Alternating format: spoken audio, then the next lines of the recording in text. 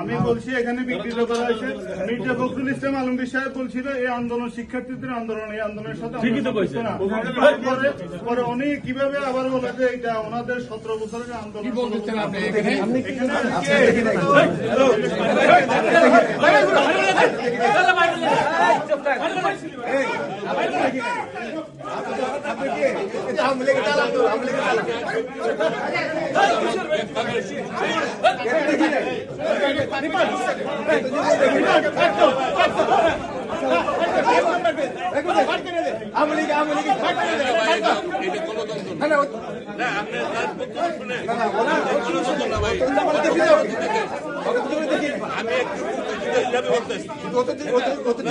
গণতান্ত্রিক অধিকার